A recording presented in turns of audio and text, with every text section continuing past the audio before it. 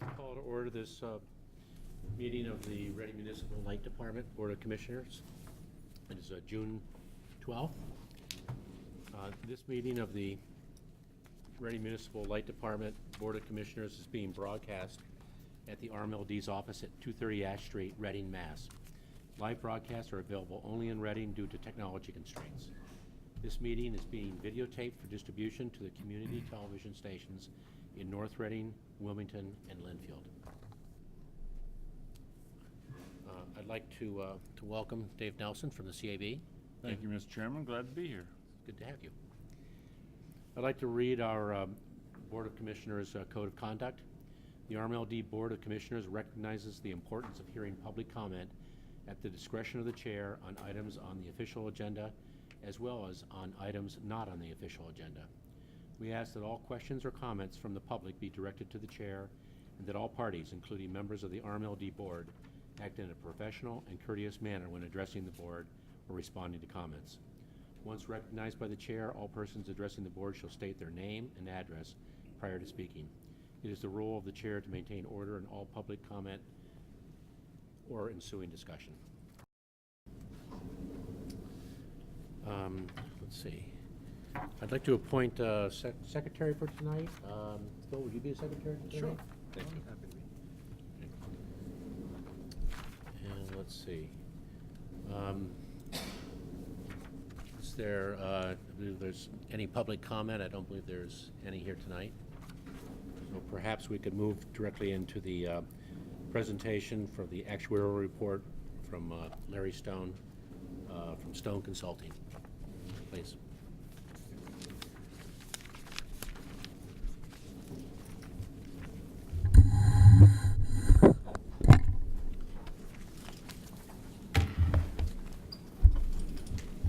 Tonight we have Larry Stone from Stone Consulting, who will be presenting the January 1, 2014 actual valuation of Rmld's pension trust.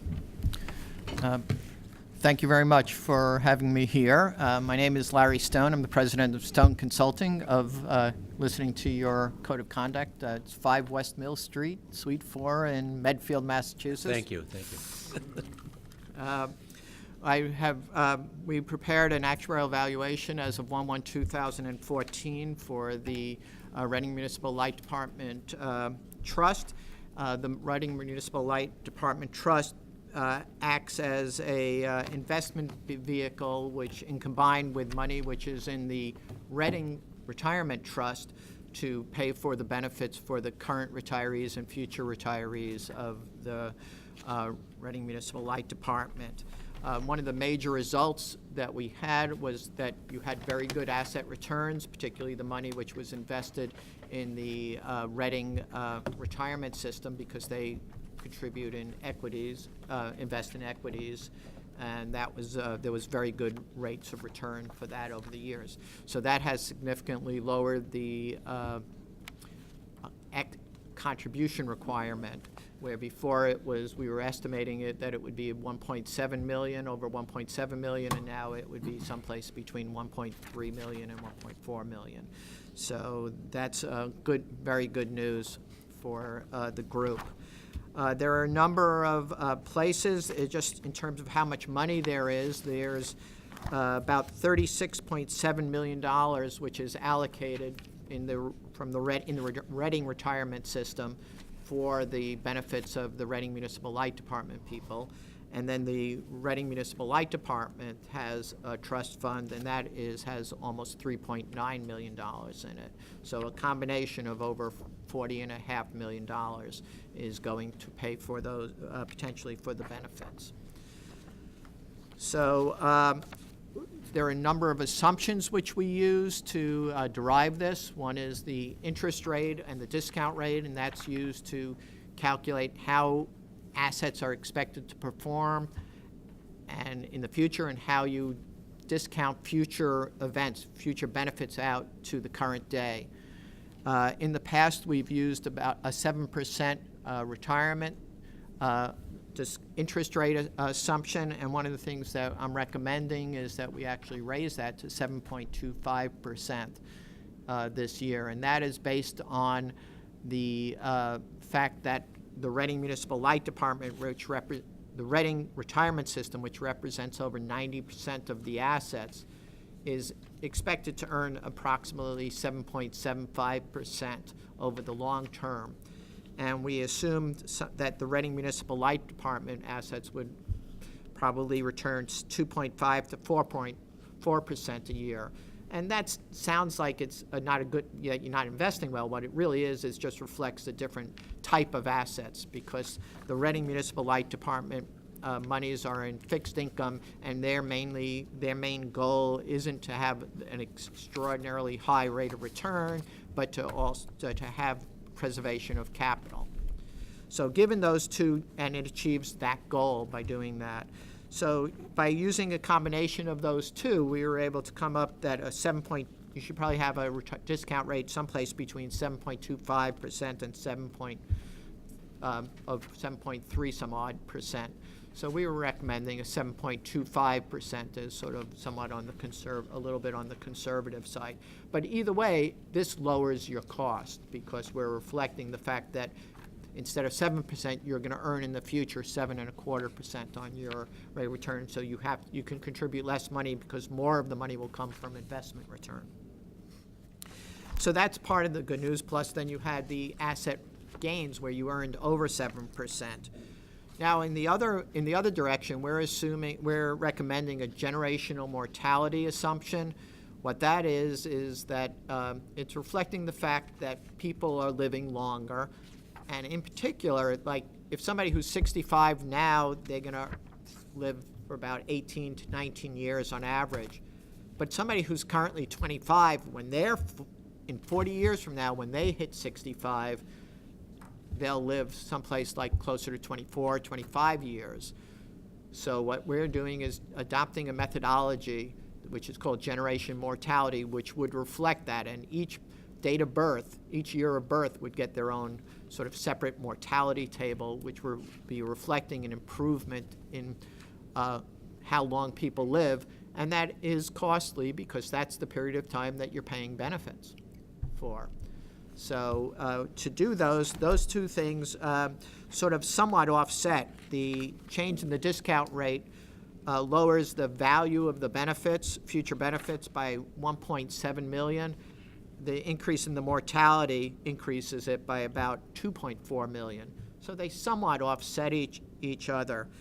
But overall, that when you look at it and you pay for it over time, it's only about $50,000 a year. Not only, but it's $50,000, which relative to the full contribution isn't that much.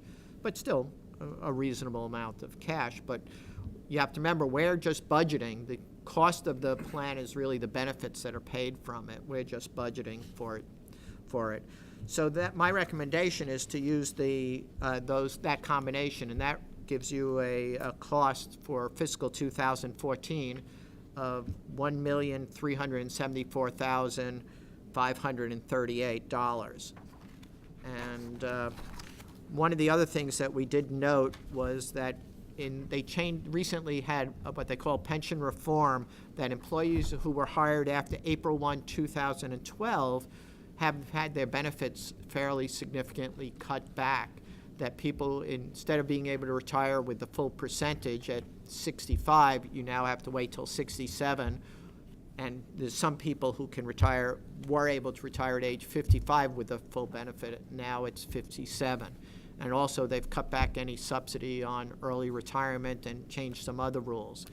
So taking that into account and assuming how this would affect different people, this has lowered the cost of the benefits for your current employees by about $127,000, and that also contributed to the lowering of the contribution. So that is really sort of the bulk of it, and I think you should be. Not that long ago, it was about $2 million was the estimated contribution. So this is a significant lowering of it from $2 million to under $1.4 million. So this is my recommendation to the board. And we go through this work effort every 2 years, is that Yes. correct? Right, to re-examine. Yes, it's where not we are. meant to be, you're not supposed to be making sharp turns on this. It's like steering a super tanker. You want you make assumptions and you look at it each time and say, okay, what has changed? Do we want to, that's why instead of going to, let's say, from 7 to 7.4, I'm recommending only go to 7.25. You don't want to make really large changes because you want to be a little on the cautious side. Do we have any questions for Mr. Stone? If not, may I get a motion from the Budget Committee? Yes. The Budget Committee met, and they recommend well, let me see. We recommend the following motion. Move that the RMLD Board of Commissioners accept the pension trust actuarial valuation as of January 1, 2014 from Stone Consulting, Inc. May I have a second? Second. Thank you. Any discussion? Is that worded correctly, Bob? From, Except the report, yes. yeah, okay. Okay. So, okay. Good. Could I see a show of hands, please, for all in favor? Yes. And there was a second motion. Yes, please. Move that the RMLD Board of Commissioners authorize the general manager to deposit $1,374,538 into the RMLD's pension trust fund. May I have a second, please? Second? Discussion? If no discussion, could I see a show of hands, please? Vote. Thank you. Thank you very much, Mr. Stone. Thank you. Thank you.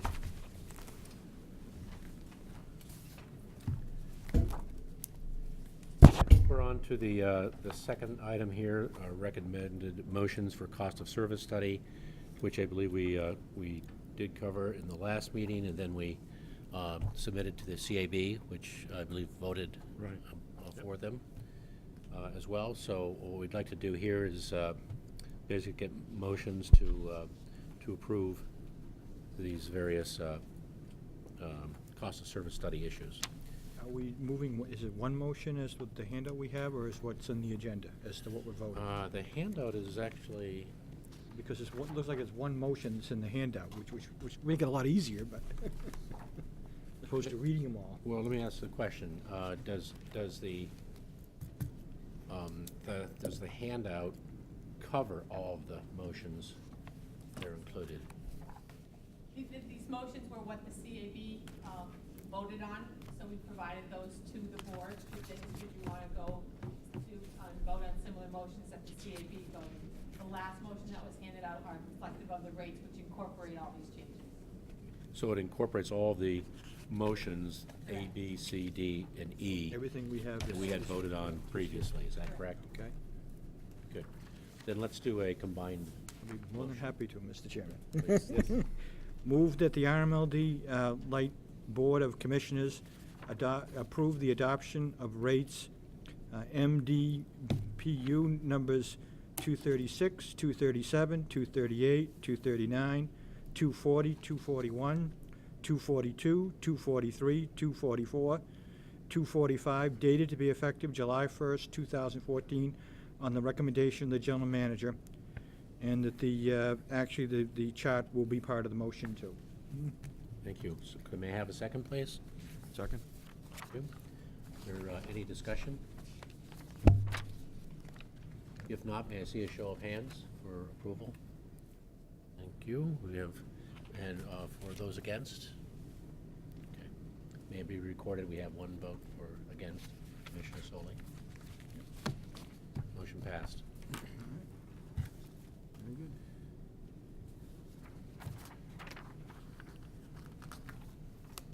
All right.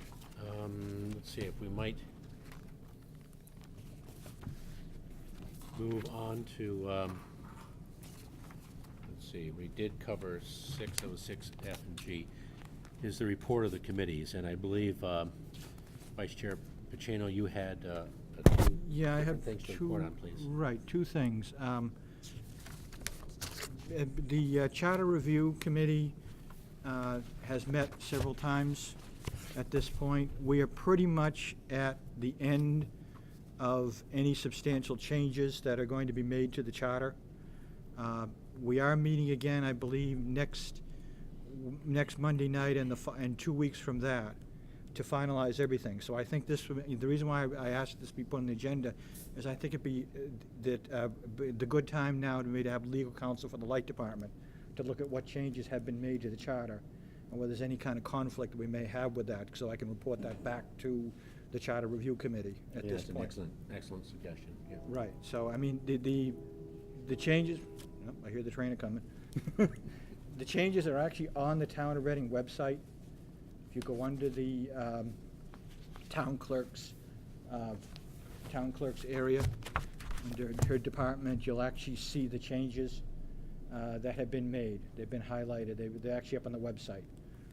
But I do think this would be an appropriate time to have legal counsel look at it and get any comments back to me, so I can bring it back to the Charter Review Committee at this point, and if there's any changes or anything that we have concerns with, now is the time, I believe, to express them. And what kind of timing do we have to do this in again? We're meeting Monday night, this coming Monday night, and then 2 weeks from Monday night is the next meeting. So if we had them by 2 weeks from Monday, that would be Yeah, that would be sufficient fine. time? That'd be sufficient time, and then in July, the committee is hoping to meet with the Board of Selectmen at that point, actually at the Board of Selectmen's. So, Great, thank you. Colleen, that's within the right time frame. We can make this a legal opinion. Great. Thank you. all right. Just Yep. offhand, are there items on that you think might be in a gray No, I area? mean, I don't really see any changes that I could see that are any concern that I had at this point. I mean, legal counsel certainly should look at it. There's no question. I know the town legal counsel will be looking at it also. Mhm. I think it's important that the departments, and basically the changes that I've talked about before are still the same. There's been nothing new that's been added to that at this point in terms of any of the changes that have been made. But I would recommend everybody go out and take a look at it on the website and download the copy of what changes are out there. Okay, Okay? good, thank you. All right. And I believe you also had the Town of Reading. Yeah, the Town of Reading Audit Committee met last week. We finally got a quorum. After on the third try, I believe. And basically, the audit was accepted. Melanson Heath made a presentation, who's also the department's auditor. And so the annual audit has been accepted, of which some of the department's funds are actually in here as part of the town audit. So that has been accepted. There was a management letter too. There was some concerns. There was some problems, some questions on the town end of year cutoff. Some of the fund balance policy. And one of the problems they had is that in terms of when they go out and they bid a job, basically in some cases, particularly this had to do with roads, when additional state money was available, the contract was actually exceeding what the bid was. And I guess under the law, if it's exceeded by more than 20%, you have to go back and get approval for something. And that was a problem with the town, so I bring that up. I don't know if that affects us down here or not on that, but it was a concern. I mean, it's not like there wasn't the money available, because in the case they cited, actually there was state money available through the Chapter 70 money. And, it was definitely roads which people want done, and so they just went ahead and did them. But they did exceed what the contract was bid for by more than the 20%. And there was a concern that is actually, you had to go back and get some sort of approval that was not getting at that point. Now, the town accountant is actually taking steps to correct that uptown at this point, where she's going to be reviewing, she's actually going to be in the loop on some of these things, so that if those things happen again, that she will be aware of it and bring it to people's attention. And she has gone over with all the engineers in the department too, in terms of that. So the issue was that they'd gone over budget, but.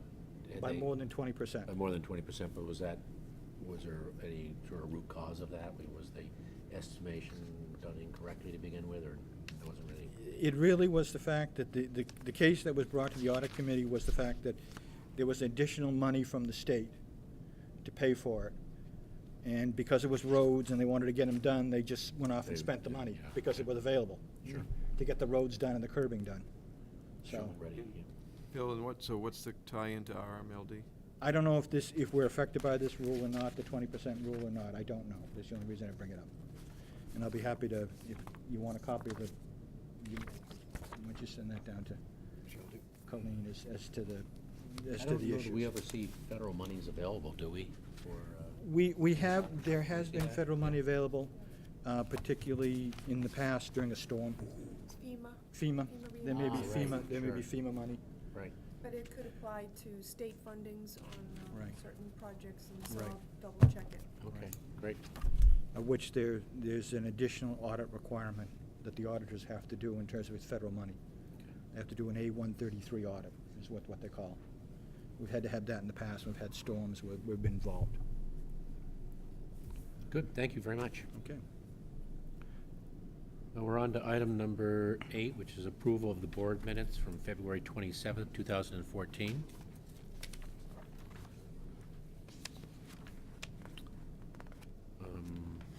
Tab B in our, I was not present at that meeting. Vice Chair Pacino was chairman. Are there any questions? on Chairman the- Pro Tem, Chairman Pro Tem. Chairman Pro Tem. Were there, can I get a motion to approve Yeah, the I'll meetings? move that we approve the minutes as presented. May I have a second, please? I assume I'll abstain since I was not. Second. Right. Second? Good. May I have discussion? Are there any questions on these minutes? Anyone want to make any changes? If not, may I see a show of hands for approval of the minutes from February? Thank you. Were you present? Oh, I wasn't. I'm sorry. I had to abstain. Yeah, you should abstain. Let's only two redo of that. us. Thank you very much. I mentioned I wasn't there, and then I voted on it. All in Okay. favor? I wasn't there either, so, Oh, yeah. There's only 2 people who can vote on it, if that's the rule. We have to be able to vote. To approve. Let us say tomorrow a beer truck wiped out 4 of us.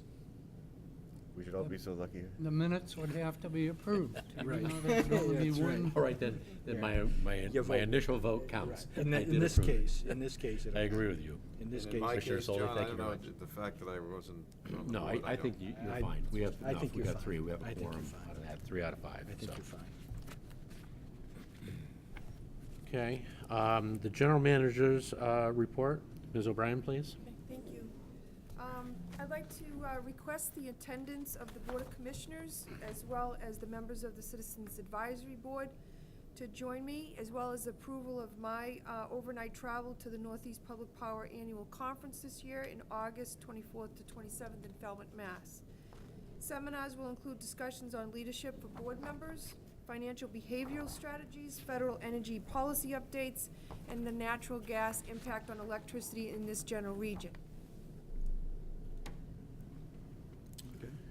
So should we have a motion to approve? Yeah, let me actually move that we authorize the general manager to attend the NEPA conference in August at the Seacrest in Falmouth.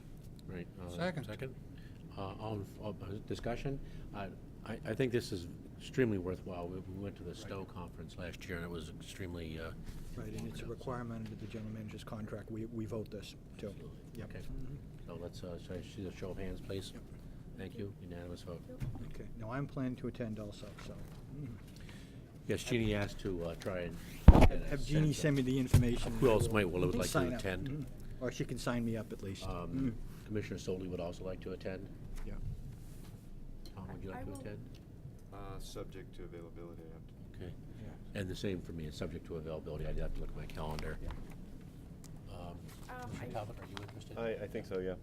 Jeannie will send it out if she hasn't already, the conference and the agenda, the dates and everything to each of the CAB members, as well as the Board of Commissioners, and she can get in touch with you as far as when she needs a final count. Thank you. Good. The only thing is, if you're gonna sign up soon, because you've gotta make sure you get into the hotel in time. Yeah, If you wait too long, you'll end up some other place. right. I have one other quick Please, thing go on ahead. there, and that's that, it's not on the agenda, but it's an update. I'd like to ask Priscilla, our public, community relations, coordinator, to speak on RMLD's responsive communication effort. Excellent.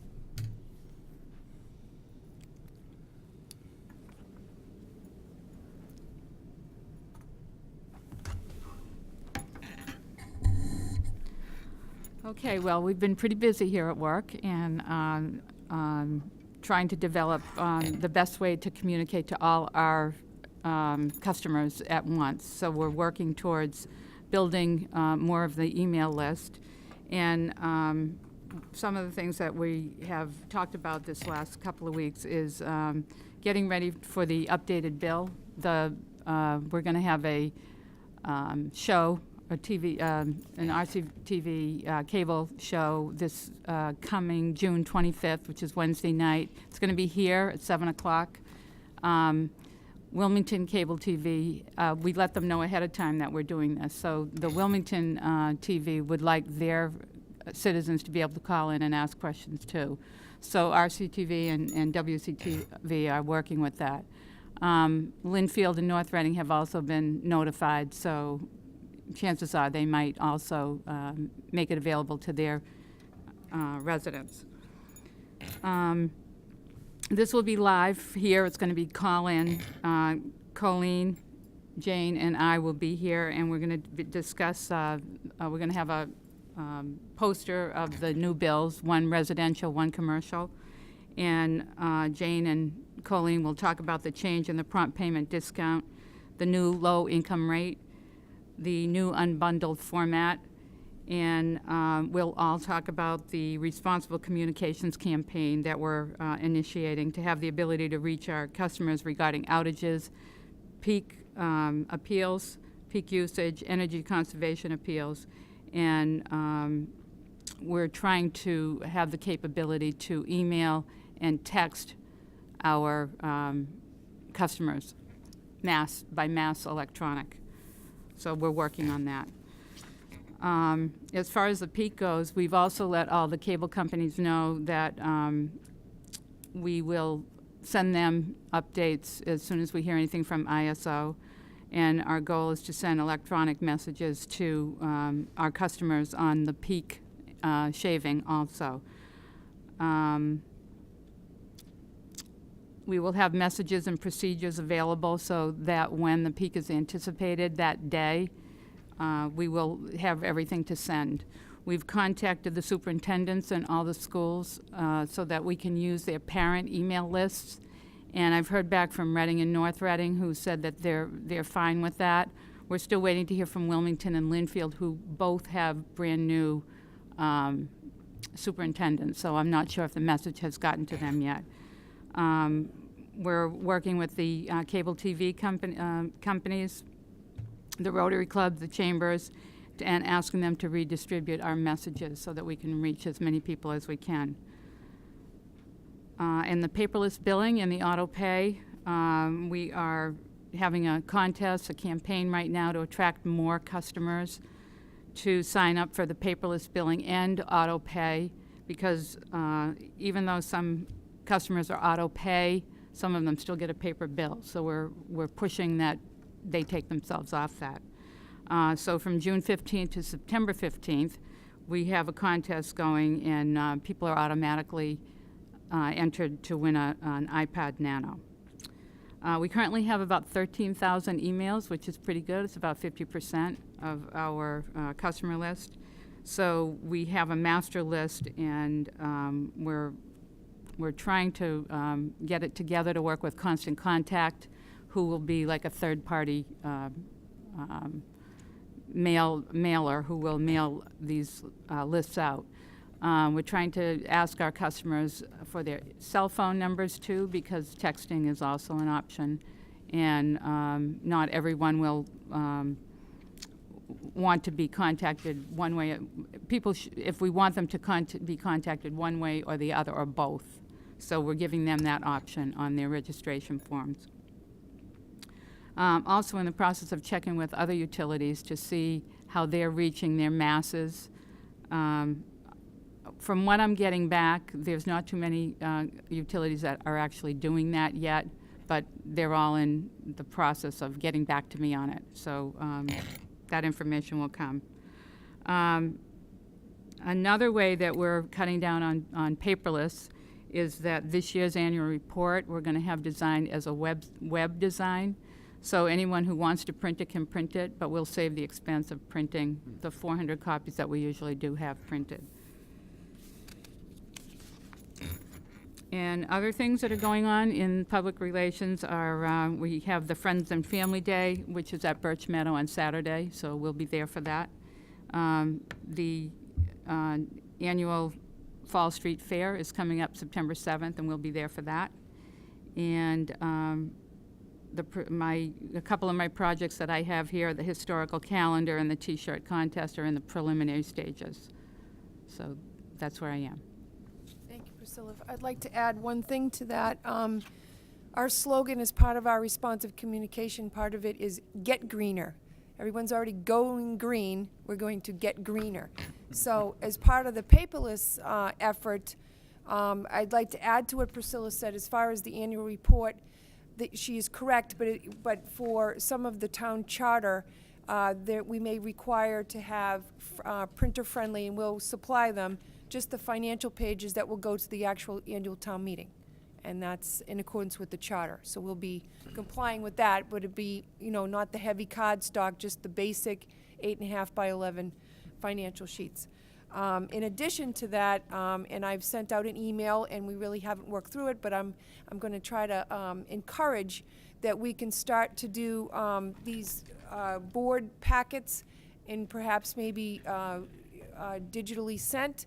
You can do it to your own laptop, and we can have further discussions as to whether or not you have the electronic device in order to be able to view those. But putting these together is time-consuming and it's costly, and we want to be better to the environment. So it's more of that get greener, and we can talk more about that. Thank you. Mr. Chair, a comment? Yes, Yeah, please, so go ahead. Priscilla, I just want to say, we talked, I think, 2 meetings ago about, or maybe it was last meeting, about the communications process and the importance of it. So I think this is a great response to things that you're doing, so I applaud that. I just had a question, partly to encourage people to provide it, but also just because I think it makes sense. So if, in terms of outages, do we currently have, now that we have emails and maybe encouraging text, can that also be a vehicle to notify people if there's going to be an outage, or when there is an outage? Because that's obviously timely information that people would probably, Yeah, one of the things we have a master email list, and we're trying to zero in on certain areas, or say if Linfield was out, we can, have the Linfield people who may be affected for outages. Yeah. But yeah, everything is, we're trying to be able to do that. Is there also, does RMLD participate any, like the school systems and some companies, we have like a reverse 911, so like the police? If you wanna Yeah, send a I broadcast. forgot to mention that. We're talking to all the towns about the reverse 911. I think we're meeting next week with Reading. I've talked to the town manager in Linfield today, and he referred me to I think it's the deputy chief who oversees that. North Reading we're talking to, and we're still waiting to hear from Wilmington. But yeah, we're talking to see how they're going to go with it, or if they think the peak conservation, when we reach the peak demand, if that fits their criteria. So we're working on it. Would we have our own system at RMLD to do that, or you'd tap into someone else's? Well, Would you like me to speak to that? yeah. As far as the outages and the outage management system and integrating a voice recognition system similar to a reverse 911, that's part of our long-term plan to put that together so that we'll have the capability to send out messages for isolated areas for outages. In the interim, to try to address this year's peak or any operating procedure that comes from the ISO, which means they may issue a power caution or a power warning. If we do not conserve enough and they don't gain enough megawatt savings to stabilize the electric grid in New England, they could go to a voltage reduction And then lastly, rolling blackout, okay, which we don't want to go to. But depending on now that Salem Harbor is shut down, we don't know how quickly the ISO can escalate. Because if you're starting to escalate and then all of a sudden you lose, say, Millstone or Seabrook, you can very quickly go to that operating. So when we speak to the towns, the reverse 911, to be able to use that right away, we have to meet a category of emergency. So we're meeting with the towns over the next week or so to discuss with the fire chiefs as to whether or not that would qualify. So appeals might not be considered emergency, so we're still in parallel working on our own system. Again, if we were to appeal and we were to lower the usage, but then it very quickly goes to a blackout, well, then maybe somebody might think that's an emergency, but that's for them to decide. I mean, the value is in preventing the emergency, right? It's preventing, but they don't want to use the system, you know, they don't want to use the system for that means. So we're going to discuss it a little bit more. They're going to make a decision based on what we really intend to use it for, and we're working our own in parallel, so. Mr. Chairman, Yes, please, go ahead. just want to say great job to Colleen and Priscilla and emphasize, this is really a completely brand new thing that the department is doing after so many years, and now we're really ramping up an actual mass communication strategy. It's not easy to do, and it's great that we're doing it. I just want to point that out. And when those messages come out, I don't know who's watching these meetings, but you can relay the message on to your friends and neighbors. It sort of doesn't matter, who's forwarding it along. Colleen's message is Colleen's message, and anything that any of us can do to relay it on to our groups and our civic groups and our neighborhood groups, it's all to the better, because that day is when people need to do the action.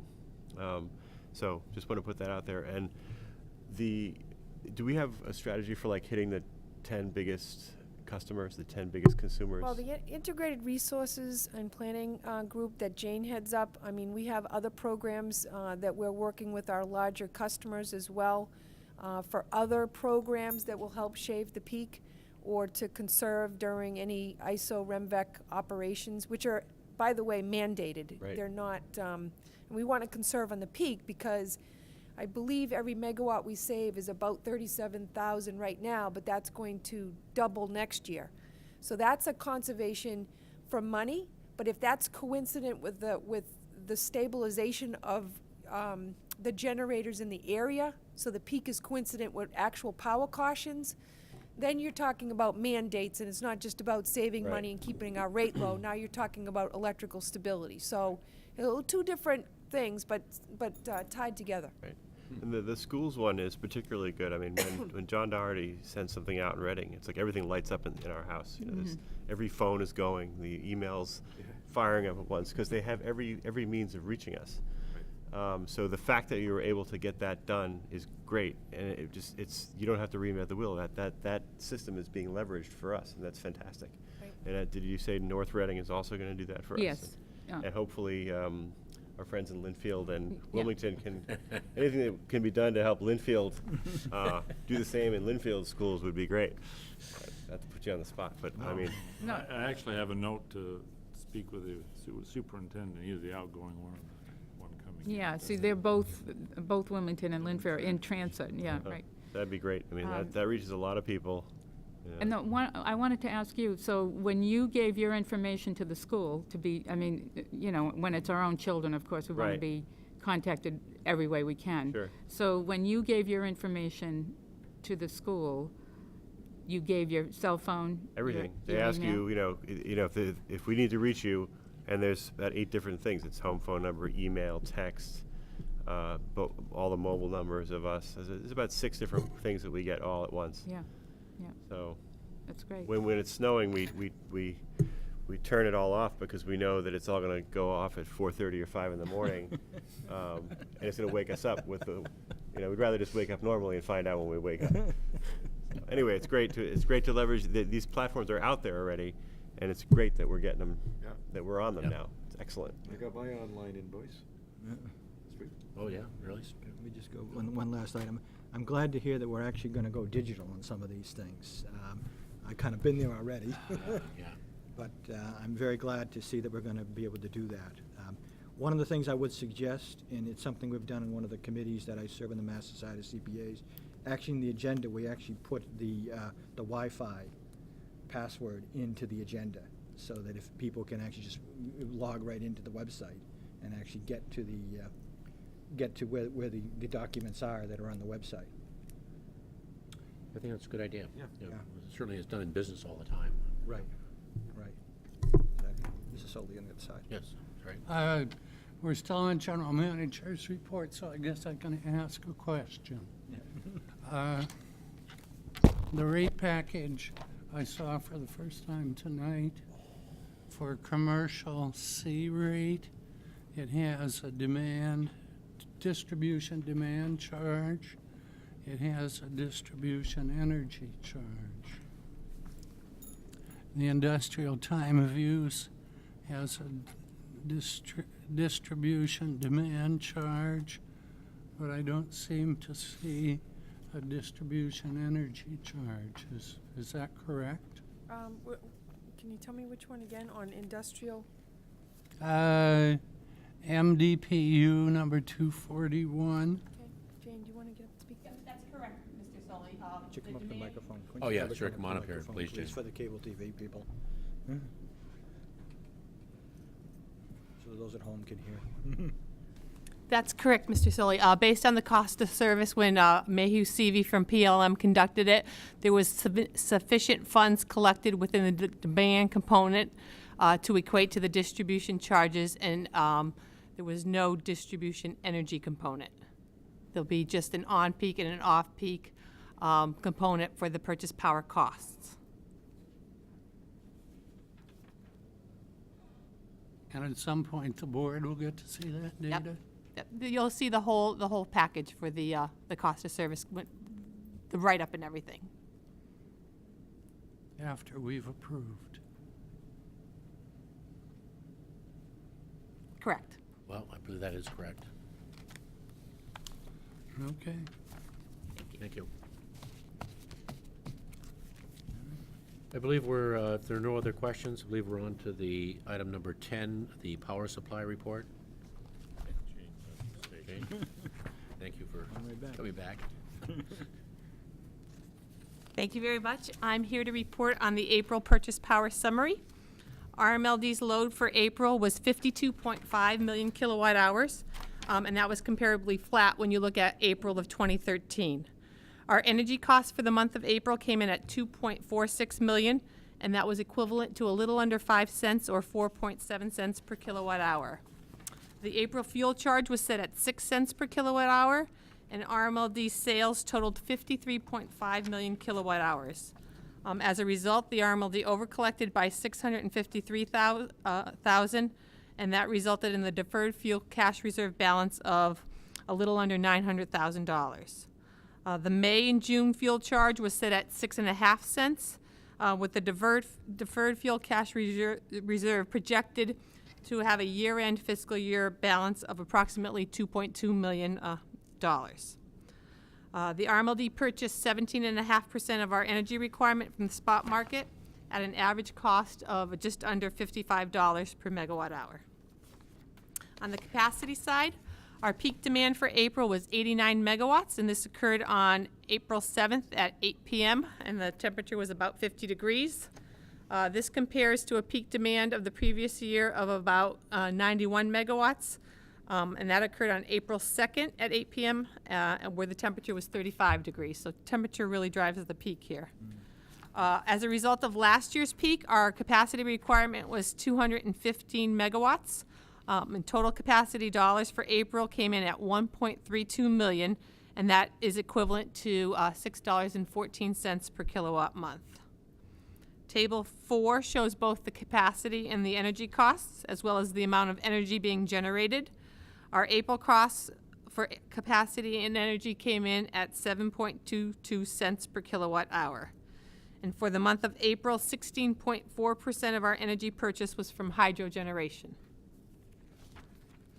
Table 5 lists the 4 hydro projects where RMLD received direct revenues for the PPA. For calendar year 2014, first quarter, we project to bank 7,728 RECs, And as of the date of the report, it has an estimated market value of approximately $266,000. Table 5 looks at transmission. RMLD's cost for transmission for the month of April came in at $884,000, and that's about a 1% decrease from the previous month, or March's.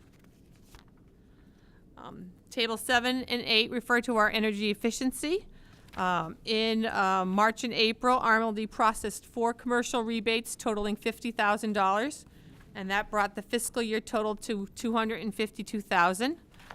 We calculate that we have approximately 909 kilowatts of capacity savings and a little under 2,500 megawatt hours worth of energy savings.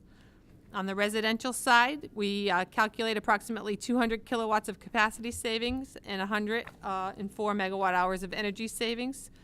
To date, RMLD has processed 996 residential rebates totaling approximately $66,000.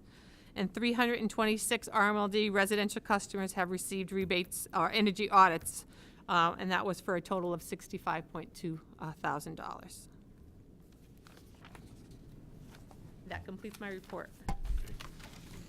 Thank you. Thank you. Are there any questions? I have one quick question. Yes, go ahead. How many people are applying for rooftop solar? Is that going up over the months and years? Yeah, it's really cyclic. The DOER just approved their Phase 2 SREC program, so there was kind of a lull there because people were trying to see what the state's incentives are for the SRECs. So that just came out in the end of April, and we're seeing an increased cost or an increased number of calls and people inquiring about both residential and solar, residential and commercial. Commercial. So I mean, it'd be great to know, like, year over year, how many projects are actually being applied for and installed. I could get that information for you. They come through. We probably have over 25 solar installations. Residential and commercial. Yes. That's it. Correct. Okay. So that's surprising. Yeah, it's substantial. Within our service territory, we don't allow third-party vendors to come in and lease solar systems to our customers because that would open us up to deregulation because they would actually be selling our customers kilowatt hours. If that was to occur, then other suppliers could come off and take our larger commercial customers, which would be detrimental to our overall rates. So it's necessary for our customers to purchase the system, and that sometimes is cost prohibitive. It is. And the last quick question is this: are there municipal school buildings? Where are we with those buildings putting up PV? I just got a call from Wilmington. A CAB member, Dennis Kelly, called me last Friday, and that's been coming up in discussion. So I explained to him how we could set up a program where we could potentially sign a PPA with, and the town could receive the solar and whatnot. So he was going to take that back to his committees. I think, again, as I stated earlier, the SREC 2 having just come out in April, that was really, they couldn't make any decisions going forward because that's definitely part of the cost to fund the projects. So that may or may not pick up now that that's been approved. Are there any school or municipal buildings in the 4 towns that have PV on the roofs now? No, not to my knowledge. That's too bad. It is probably economical to do if done right. I mean, the cost of solar is coming down. So again, it's not economical without the SREC revenue, and so that's why it was necessary for the state to revise their Phase 2 program. Mr. Chair, question? Please, go So, how many rebates, Jane, did you say there were so far, year to date? Total for solar or all? All, just all? For residential, I had 996. Commercial, we had about 200 and, excuse me, let me just refer to my notes.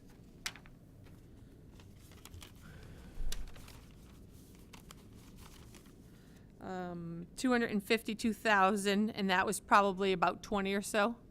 And is there one or two particular items that are driving most of the rebates? Like On the commercial side, it varies. We have a lot of technical HVAC upgrades.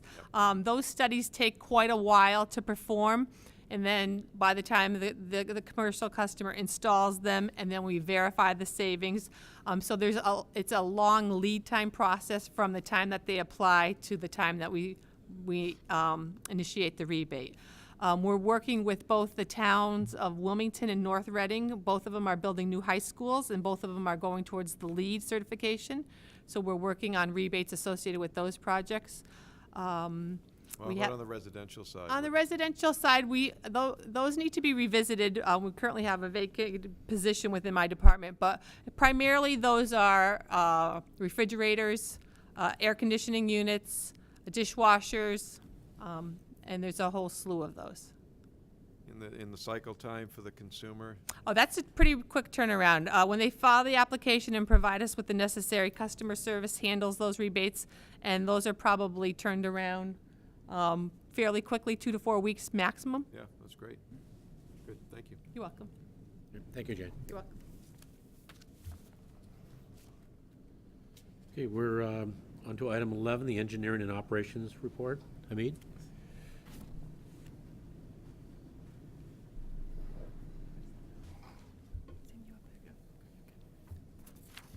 Good evening. I'm here to report the engineering and operations for 2014 capital plan.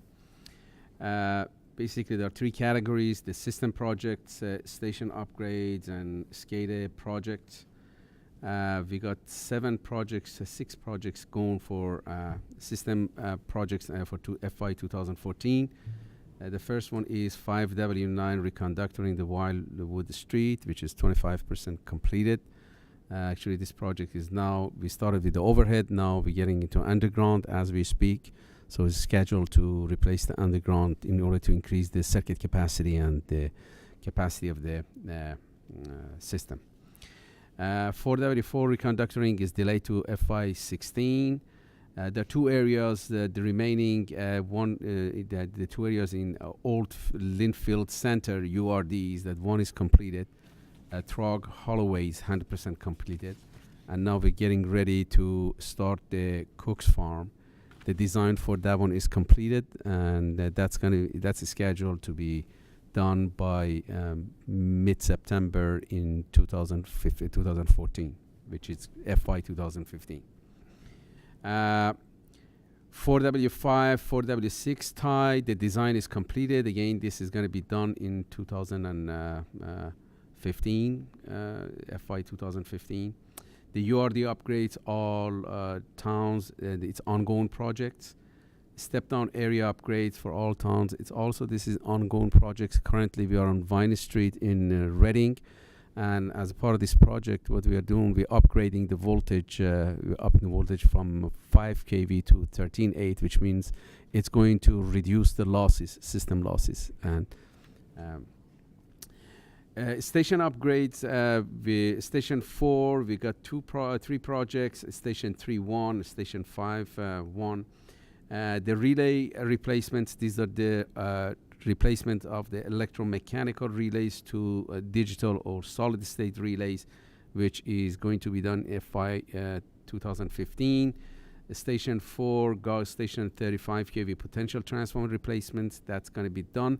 Currently, we have contractor UPG is doing the maintenance work at Station 4 now. They've started testing all the equipment, relays, breakers, transformers, so we can set a baseline moving forward with a cyclic program for maintaining the equipment on a 3-year cycle.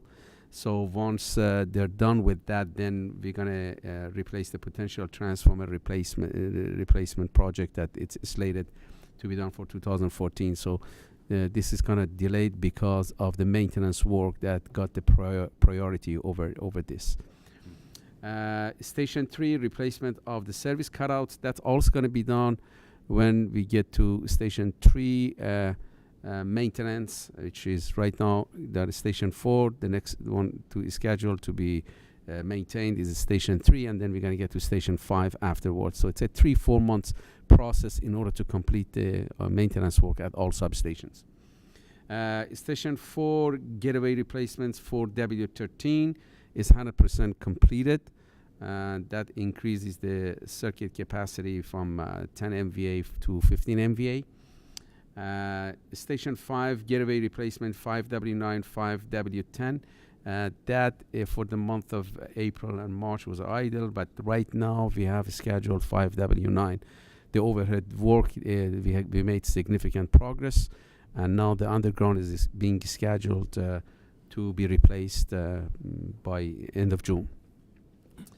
The next project is a SCADA project with the Station 3 RTU replacement. This is the device, that high-tech device that it collects all the information from solid-state relays and the feeders, and so we can bring those information back to the SCADA. And that is also scheduled in FY 2015. The reason for that is we wanted to do the maintenance. Maintenance got the priority over that, so we're waiting after the maintenance of that substation is done. Then we're going to do the control wiring and replace the old RTU with the new RTU, which is going to give us more capability for bringing more information back to the SCADA. The next page is the new customer service connections, which for commercial industrial customers, this item includes new service connections, upgrades, and service replacements for commercial and industrial customers. This represents the time and material associated with the replacement of an existing or installation of a new overhead service drop and the connection of an underground services, and etc. This does not include the time and materials associated with pole replacements, installations, transformer replacements, installations, the primary and secondary cable replacement and installations, etc. So that is the commercial projects for March and April. Include North Reading Middle and High Schools and Target in Wilmington area. The service installation for residential customers, also this item includes new and upgrade overhead and underground services, which you see the routine constructions, that includes the routine constructions, meaning the pole settings, overhead underground upgrades, pole damages, station group hazmat or oil spills, porcelain cutout replacements, lighting, storm troubles, underground subdivisions, animal guard installations, and miscellaneous capital costs, which they total year to date of $1.45 million. The cutout under this program for the March, the ones that we changed out were 4, and April for April were 3. The cutouts installed new or replaced because of the damage were approximately 23 in March and 13 in April. The next section of the report talks about, you see the system reliability. Basically, there are the RMLD is tracking 3 indices. 2 are for the duration of outages and 1 for the frequency of the outages. The 2 durations are system average interruption durations and customer average interruption durations, and the frequency is system average interruption frequency index. And the SAIDI from 2010 to 2014, you see that up to date in 2014 year to date, we have the index number for that is 6.03, which is lower than the regional average of 62.35 and national average of 85.75. These are for all municipals in our area in the Northeast region. The system average interruption frequency year to date for 2014 is 0.16, which is again lower than the national average of 0.55. I'm sorry, the regional average of 0.55 and national average of 0.83. And the last index is the customer average interruption duration, which year to date is 37.72, which again is lower than the national average of 83 and the regional average of 105.77. These are the pockets of the outages that you see these numbers. Usually is a little bit higher than the SAIDI because that's a system performance, the system average interruption. This is customers, the pockets of outages caused by trees coming down or the motor vehicle accidents that they hit a pole and the fuse blows, and you take number of customers out for long duration because of the repairs that necessary in order to bring them back on. It's longer time. So the last chart that you see, the pie chart, you see from 2010 to 2014, the outage causes, types. Again, I think this is a good indication that's going to give us a good roadmap of which directions we need to focus on for the maintenance on the overhead, underground, and the substations. And as you could see over here, 27%, which is the highest amount, relates. 28% is tree related, 27% is wildlife related, 8% equipment like cutouts, 10% is equipment services, the equipment transformers, which is some of those failures, some of are 9%. The switches, the equipment that relates to the switches are about 4%. Distribution and transmission related outages were almost none, less than 1%. And the storm and lightning related were approximately 4%. We've had quite few storm related storm troubles in March and April. We had actually 50% of those that impacted the Reading and Wilmington, and we had one that impacted the North Reading. So that concludes my report for system reliability. Thank you, Hamid. I had a question about the outage causes, because the two big ones, the trees and the wildlife, clearly stand out. But is there any way to capture sort of how much of an impact each one of these has? Because I would think that, for example, a transformer blowing would have a larger impact than maybe a wildlife. I don't know that for a fact. Right. I'm just curious, is there another way to kind of carve this that shows which ones are the major categories correspond to major outages as well? Well, the ones that you see actually for trees, these are the ones that they cause major outages. When the tree comes down, especially the pine trees, they got shallow roots. Yes. So when there's a storm and rain, heavy rain, they have a tendency of coming down on the lines. And once they come down, they take 3 or 4 poles and the wires on the ground. And if it's on a main street, that causes the major outage, which is going to take longer period for restoration. Because you're going to have to get everything back up and reconstruct, and damages are usually extensive. The wildlife, although we have intensified our wildlife installation and animal guard program. However, there's still, there are still areas that expose no matter how much you cover these equipment. Actually, we got like for a squirrel guard, we got on the bushing of the transformers, and now they're getting underneath. So they're smart. They find their way. Makes you wonder why they want to get there in the first place. They're attracted to electricity, and It's warm. Maybe that's it. It's warm. Yes.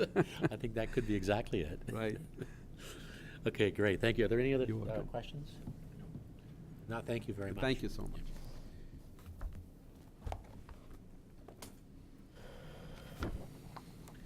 The financial report? Good evening. Tonight I'll be presenting the Absolutely. April financials, which represent the first 10 months of FY14. So looking at page 3A, the change in net assets.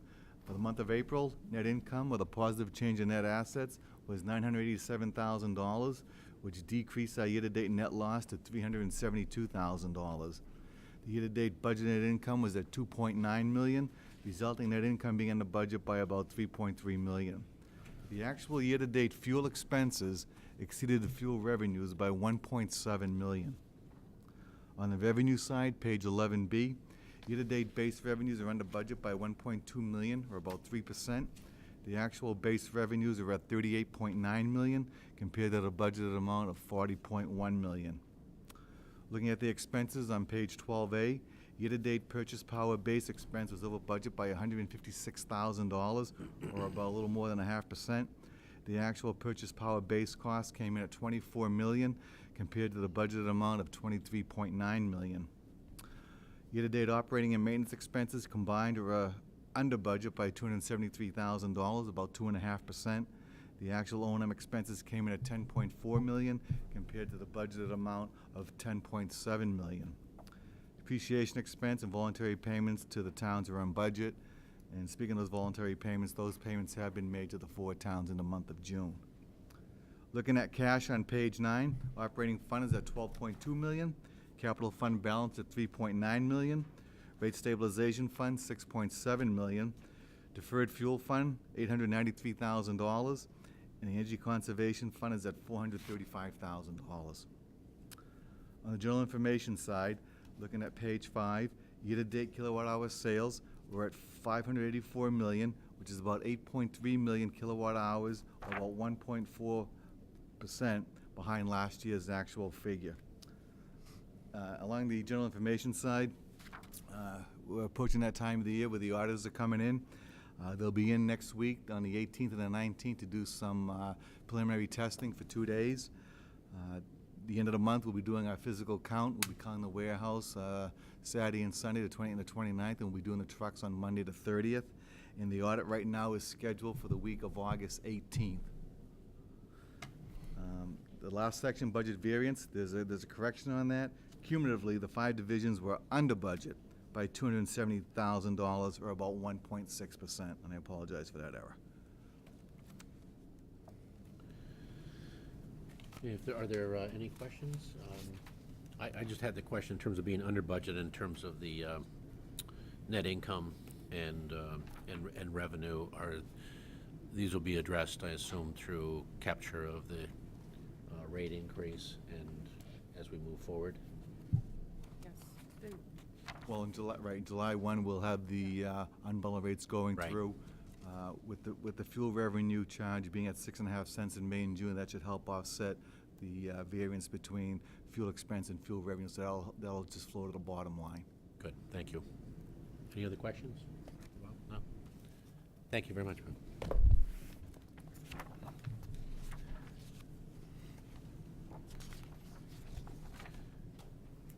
Okay, I think we're to the point of item number 13, reorganization of Rmld Board of Commissioners, always a fun time. Everybody take out their weapons. And I believe that this would also include things such as the Rmld Board of the committees and the assignments in terms of reassignment of people and where they would like to be. But we should probably start with I think probably nomination for chairman for the board. And so I would like to ask for nominations. As a matter of fact, I would like to make one myself, if I could. I'd like to nominate David Talbot for election to chairman of the Board of Commissioners. Second.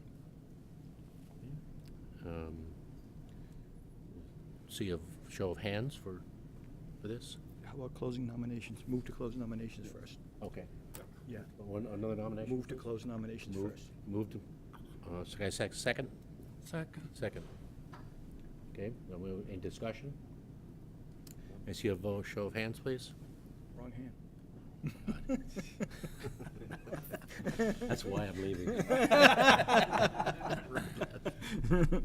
Excellent. Well, congratulations. Thank you, everybody. It'll be a real honor to try to do as good a job as John did and that Phil did for many years. before that. Absolutely. It's. I hope I can fill those large shoes. I'm sure you will be. Let's see, given that we've just elected him, should he take over now? He should take over I now. think you need to take over now in terms of You're now in charge. the committees and assignments. Oh, boy. So What do we're you wanna absolutely get good. Please, can you pass the gavel? So. That was fast, wasn't it? You want to get the vice chairman? Oh, yeah, we should do vice chairman Okay. as well. Nomination. So somebody's gonna have to help me with the language, but we would like to. Who would like to submit a nomination for vice chairman? I guess is that the way to put it? Sure. I'd like to nominate Phil Pacino for vice chairman. I think he does an excellent job. He's provided me with excellent advice throughout the entire year. He's been in this position for many years, so he knows which hand to raise. To think about. I second. Ready for a vote? All in favor? Move to No. close, Move to move to close. close nominations. Any additional nominees for vice chairman would like to surface themselves? No. With that, are we ready for a vote? I'll move we close nominations, please. Second. Okay, I accept the No. motion. No, you don't have to. It's been Okay. done. All in favor of There we go. Phil Pacino being the No. Closing nomination. All right, we're going to close the nomination. Do we have to vote on that? Yes. Okay, let's have a vote on closing the nominations. Yep. Let us note that it is a unanimous vote to close the nominations. Okay, now a vote on the motion, please. All in favor of Phil becoming vice chairman? Thank you.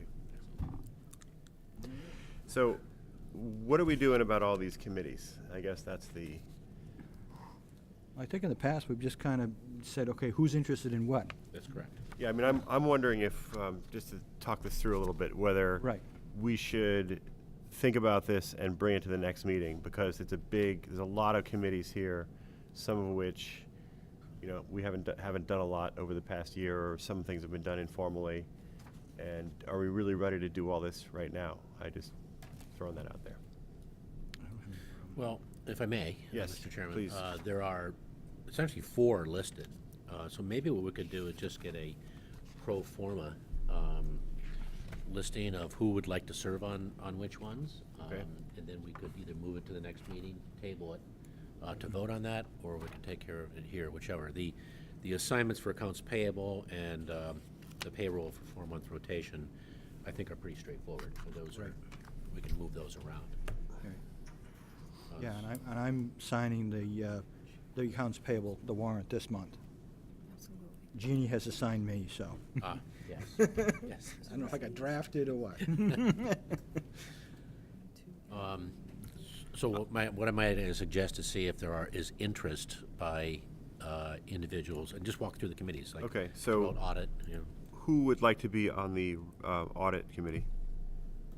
I would prefer to stay on the audit committee with my training and background Okay, on that. I'm happy. Yeah, okay, so yeah. that sounds good to me, that it would be Phil and Bob. Yeah. I that's think fine. they're the most qualified, certainly. Yeah. We've spent time on that and over the years. Right. Then should we put that to a vote? Or Sure. any further discussion? Get the whole list. Okay, fine. I guess my first take would be to not have a public relations committee anymore. I think things are on track, and it's not something that we formally met to have committee meetings on. Right. Yes, it's true, and you did all the work. Well, I mean, You did. Colleen and You Priscilla wrote did all the the work. article and everything in the newspaper, and Right. so it was just, Yeah, I mean, I don't know that we Excellent. need a committee, I guess is what I'm saying. Does anybody disagree, or? I don't disagree with that at all. I don't disagree with that at all. So then, I tried to convey everything, every program or any change that we think would improve our benefits from RMLD or have any type of an impact. I try to bring those up at the meeting, so right, I feel that it's covered in the meeting. I'm getting feedback as what the commissioner would like, the commissioners would like from that. I think it's gone well so far without a committee meeting.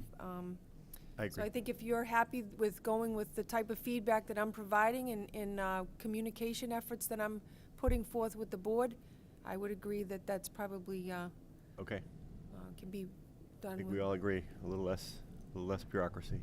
Fine with me. So then the budget committee, who, Tom? Yeah, I haven't, not a big deal if I serve on it or if I don't. So if others, maybe it'd be good to rotate it around a little bit. Yeah, I would like to serve on that. Okay. Yeah. So, Tom, John, and Bob. Do we we need 3, right, for, Yeah, okay. you'd have 3. Okay. Yeah. John would be a good chairman, I think. Well, do we elect the chairman in the committee itself? Here, we do it here, We do it here. on the Okay. board. So it's gonna be Tom, John, and Bob, is that it? Not? Yeah. Okay. Great. With John as chairman, is that it? The ex-chair will be the chair. Okay. Thank you. Speak. And policy committee, do we need a policy committee? I have to ask.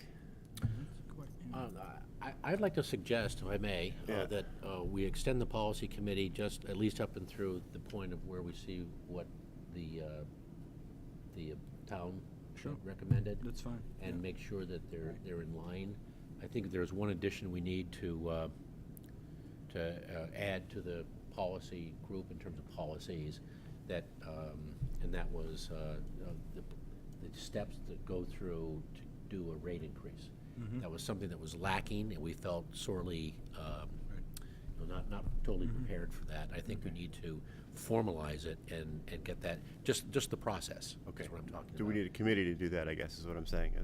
Chairman Talbot, I just want to mention that we haven't had a follow-up policy committee meeting because what we had met on probably last fall was to discuss the separation of the governance policies versus the operational policies. There wasn't a mechanism to put the operational policies, so they all became board policies. Okay. So, for example, operational policies, including drug and alcohol, or how we operate the skater systems, we needed to separate that. So I provided the policy committee a list of all the policies and the recommendations of which ones would go where. So I would like to see that stay. Okay. Say no more. That reason, Okay. and for the next reason, and perhaps after we separate them, and then there's only probably 4 or 5 board policies, we probably wouldn't need one at that point. Okay, so we're going to carry on with the policy committee. Right. And I would like to serve on the Okay. policy committee also, if that is acceptable. Certainly. And I'm happy to not be on the policy committee unless it would be good for me to be on it. If any other volunteers, Tom? I think I saw your hand up in the air. Maybe. Great, great. So Tom, John, and Can you as the chair of that, I assume? Yeah, since you're the chair of the other one. Right. And- We can't overload you. And Phil, are you going to be on the policy committee, I hope? I mean. Yes, I will. I'll stay Okay. as the chair. on Okay, that good. So committee. that will be So- Phil as chair and Tom and John. Is that right? Right, that Okay. sounds good. Easy button. Anything else? I think, or are we ready to vote on? I'll recap that, but should I recap what we just did? Yep, please, Okay. please do. So we'll do it in terms of a motion. Move that the new committee structure be, audit committee is Phil Pacino and Bob Soley? Is Mhm. what we said, right? There will be no public relations committee. The budget committee will be Phil Pacino, Bob Soley, and John Stempek as chairman, right? No, I don't, no, that's not right. Right, I'm off the budget Right. committee. Okay. Right, so it's Tom, Okay, right. myself, and Right. Bob. With John as chairman, Right. correct? Correct. Yes. And then the policy committee is Phil, so I'm a little tired from I was playing all day, is going to be Phil, John John, and and Tom. Tom, with Phil as chairman. Correct. Yeah, that's correct. Did we get all that right? Yes. Yep. Ready for a vote? So we need a second. Okay, so second? Mhm. All in favor? Okay. Okay, the motion Unanimous carries pass. 5-0. Yes. What do we do now? Well, you want Go to left. set the rotation on the accounts payable and the payroll now, or? Jean had suggested that. I think she sent something Yeah. out. For the account payable warrant, she had suggested August, Commissioner Talbot, September, Stempek, October, Pacino, December, O'Rourke, and January, again, Talbot, so rotating. I would like to switch, if I could, for September with someone, because I'm going to be absent for a couple of weeks, and I think it'd be better for me some other month, if someone would like to switch with me. I'll switch to. Okay, Tom, switch. So I'll do December, Okay, so what's and the you'll rotation? do Yeah, September. okay. So the rotation would be, let's see, actually, you're I'm doing it now this month. You're for doing it June. this I'm month? doing, I got June. June. Actually, I didn't mention July. So Tom, you were actually written down for July. Okay. And you will have someone show you how to do that as Yeah, well if there you first. wanna let me know, I'll come and we'll sit together Yeah, good. on a Saturday morning or a Friday night, whatever's convenient for you. Okay, we can meet in the conference room, the general manager's conference room, go over what needs to be done. When is it done by? It's usually signed on the weekend. We're sold. They're usually available like on Friday afternoon. You're not getting off that easy. Yeah. How about you do They're September? usually Would that ready be on okay? Friday afternoon. And they're in the Since he's conference doing room, July. as long as they're signed by We weren't Monday going to morning. say anything. Okay, we've So I don't made know one when it- slight change. So July will be, June is. I'm June. Pacino. July. Mr. June, Mr. not on the June. calendar, not on the calendar. July is O'Rourke. August is Talbot. September is Soley. October is Pacino. December is Stempak. January is Talbot. February is Stempak. March is Pacino. And April is O'Rourke. Okay. On payroll, Jeannie has suggested that Commissioner Soley is the first backup because his term will be up after the elections next year. I have I want to question, do we feel that we need to always sign off on payroll every week? 2 weeks. Every Thank 2 you. weeks, correct? Do we still need to be doing this every 2 weeks, that one of us has to sign the payroll? Or could it be something where if we want to review it, we can? I know this is heresy, I'm just asking I whether, think it was a requirement, wasn't it, that we, Usually it should be at least one of us that signs it as, I mean, it's very difficult to tell whether or not it's all What's- right or wrong at this point, the way I- it's done. I can comment that on the payables, we reduced it from 2 people right? to Three, 1. three. 3 people Three. We went to from 1. 3 to 1. Which is a major step forward, I think, Right, in all of our yes, mind. yes. I don't know. I guess I'd have to. I mean, it's good to have the review, I question the value that we're actually adding, that we have to, every 2 weeks, one of us, the payroll somehow isn't valid if one of the 5 of us hasn't signed it. I'm just giving you my feeling about it. Have we had any issues in the last years? I don't think we've had any No, major issues, I've have we? not been aware of any issue that comes up. Any questions, usually the department's pretty good about answering questions right away in terms of Bob, you have an opinion? I mean, any seriously. concerns. Yeah, okay, I'm just, Yeah. I'd like to make a suggestion. Yeah. And that's that perhaps we do it by exception, meaning that if there is an employee that has an exception in terms of vacation or sick or salary or any bonus or anything else that might be involved, that we would have to look at it and accept it. Otherwise, I think things look pretty much the same from every 2 weeks to every 2 weeks. We Right. trust the department to be in charge of what they're doing with their employees. I mean, it happens in every other Right. thing that they do. yeah, I mean, that's sort of how I feel about it, and that, I would just wonder if you have to clarify the exceptions, because I would imagine that there could be quite a few exceptions from Yeah. time, but, you know. why don't we Bob, think about it, please. and, Yeah, Bob. Steve does provide an exception sheet. Right. Where that bi-weekly payroll kind of highlights what's Right. about their payroll, otherwise you're right, it's P vanilla. Not sign the payroll warrant.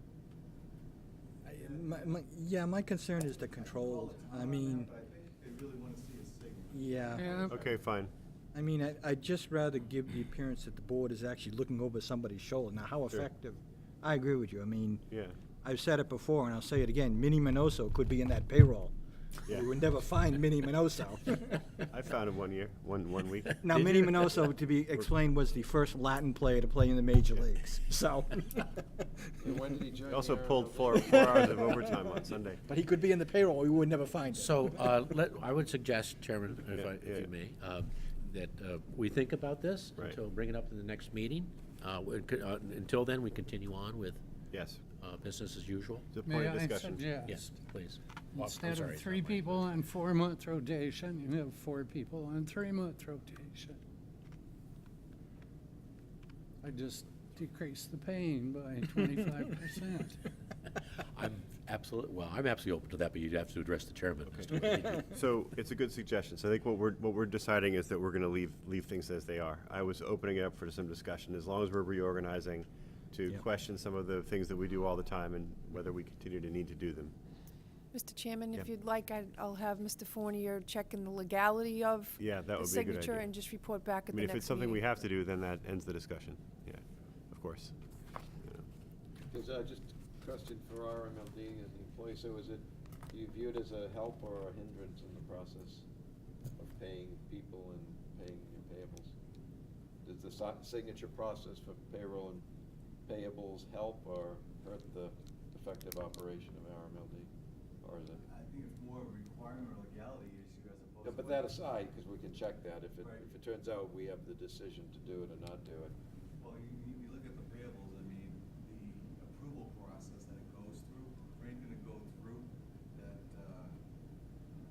might be questionable, a lot of people have to sign off on it by the time it gets to the Right. commissioners to sign off on it. Correct, yeah.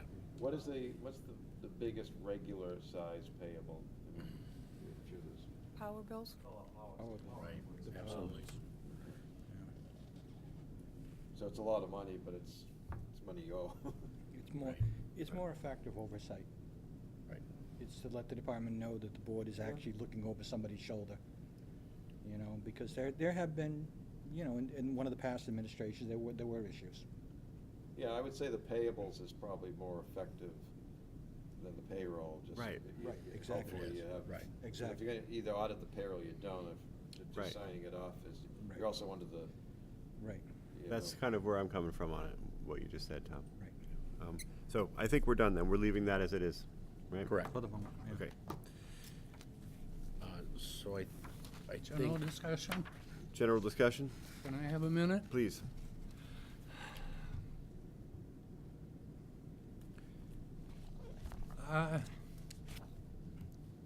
Sometimes things talk to you. And in the past few months, I've had a number of things talk to me. The snowstorms in March. My knees on the stairwell. And most recently, the lawn talks to me. Soon our house will be on the market. We'll be moving to another community. So by September at least, you will have the opportunity, the fourth opportunity in 3 years to put another person in this chair. I'm the third one that's been in on this 3-year term, and in September or thereabouts, you'll get to do a fourth. That's probably a record. it probably is. Are you moving to one of the 4 communities that we serve? No. A competitor community to Brooksby Village in Peabody. Ah, yeah. Good. We can have a 5th Congratulations. columnist there, yeah. Well, I think I can say for everybody, we would hate to see you go. absolutely. I should warn Peabody Light, you coming? They might be looking for a new commissioner over there. Well, congratulations, Bob. Congratulations. Thank Thank you for you. the news and. Thank you. Yeah. And sometimes when you hear voices, it's good to listen to It is them. good to Yeah. listen. Did you say the lawn had spoken to you? Oh, yes. Okay. What did it say? Get out of here. Well, Thank you for sharing that yeah, with us. thank you for sharing, and we'll welcome. be following up on that in the coming months. So, we've reached. Right, I think it's, we can get a motion to adjourn to move into Okay. executive Unless session. there's anything else. Right. I'll move that the board go in executive session to approve the executive session meeting minutes of February 27th, 2014, and to discuss mediation and union negotiations update, and to return to regular session for the sole purpose of adjournment. Second. Okay, and before we take a vote on that, we just want to say the next meeting is going to be Thursday, July 31st. That's correct. I think Gene asked to make sure that everyone's calendars can accommodate that. Yeah, as I well. think, actually, I might have a conflict, Yep. which is that we'll be on vacation. So perhaps we should, We could potentially move it, or can we move it? Can we do that now? we have a vice chair. Okay, it's true, we do. But could we move it to be a week earlier? That's fine with me. Yeah, what, I if have no that's problem okay with either- others? Either Thursday's fine. the Thursday, the 24th. Could we Yep. do that? I'll have to look at my calendar, but Okay. sure, I mean, I'm Okay, just so wandering then- the streets that night. The Thursday, the next meeting will be Thursday, the 24th at 7:30 in this room. So now we have a motion and a second. So all in favor of adjourning to go into executive session? aye. Aye. Hold the board. Mr. Pacino, aye. Aye. John Stempak, aye. Aye. Aye. Tom O'Rourke. Thank you, everybody. You. No.